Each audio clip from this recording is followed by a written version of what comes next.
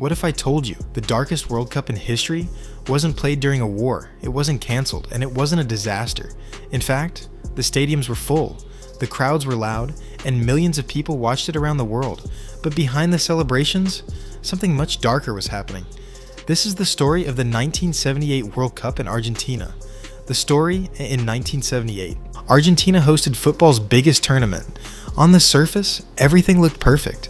Packed stadiums, national pride, a chance for Argentina to become world champions.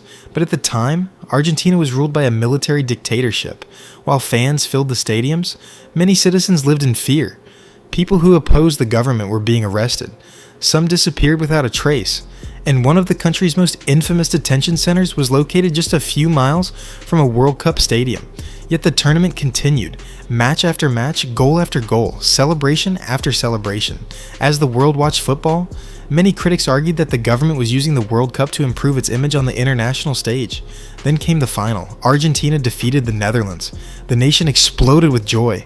And for the first time ever, Argentina were world champions. Ending, but decades later, the 1978 World Cup remains one of the most controversial tournaments in football history.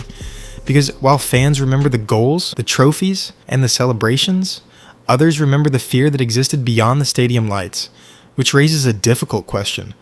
Can a sporting event ever be separated from what was happening outside the arena? The World Cup the world still debates.